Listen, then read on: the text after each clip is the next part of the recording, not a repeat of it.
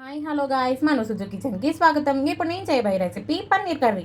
దానికి కావాల్సిన పదార్థాలు: పన్నీర్, టమాటోస్, ఉల్లిపాయలు, ఒక 4 ఎండుమిర్చి, చెక్క, లవంగం. పన్నీర్ని ఇలా క్యూబ్స్లా కట్ చేసుకొని ఇందులోకి పసుపు, ఉప్పు, కొంచెం కారం, కొంచెం గరం మసాలా, కొంచెం ఆయిల్ వేసుకొని మంచిగా మిక్స్ చేసుకోవాలి. మసాలాలన్నీ పట్టేటట్టు మిక్స్ చేసుకోవాలి. ఇలా మంచిగా మిక్స్ చేసుకోవాలి. స్టవ్ ఆన్ చేసి కడాయి పెట్టుకొని ఆయిల్ హీట్ చేసుకోవాలి.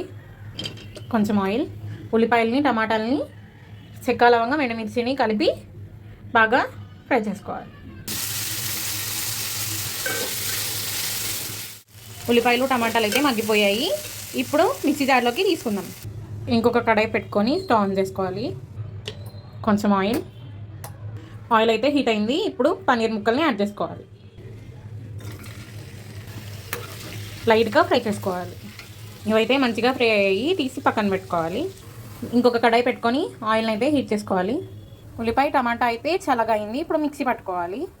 ఇలా మెత్తగా పేస్ట్ అయితే పట్టుకోవాలి. ఆయిల్ హీట్ చేసుకోవాలి. ఇప్పుడు ఆయిల్ అయితే హీట్ అవుతుంది. ఇప్పుడు అల్లం వెల్లుల్లి పేస్ట్ పచ్చివాసన పోయేంత వరకు ఫ్రై చేసుకోవాలి.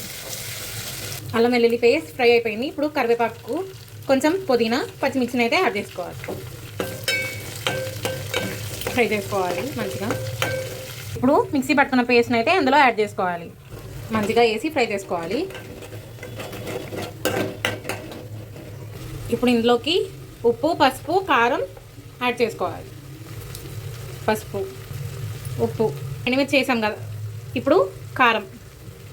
మనం పేస్ట్లో ఎండుమిర్చి వేసాం కదా, అది కూడా కారం ఉంటుంది. సో కారం చూసుకొని అయితే యాడ్ చేసుకోవాలి. ఆయిల్ పైకి తేలేంత వరకు మంచిగా ఫ్రై చేసుకోవాలి. ఆయిల్ అయితే పైకి వచ్చింది. ఇప్పుడు ఫ్రై చేసి పెట్టుకున్న పన్నీర్ని కూడా యాడ్ చేసుకోవాలి. కొంచెం వాటర్ మంచిగా మిక్స్ చేసుకోవాలి. కర్రీ అయితే అయిపోవచ్చింది. ఇప్పుడు కొంచెం గరం మసాలా. కర్రీ అయితే అయిపోయింది. ఇప్పుడు కొంచెం కొత్తిమీర వేసుకొని ఒకసారి మంచిగా కలుపుకొని స్టవ్ ఆఫ్ చేసుకుంటే మన పన్నీర్ కర్రీ అయితే రెడీ అయిపోయింది.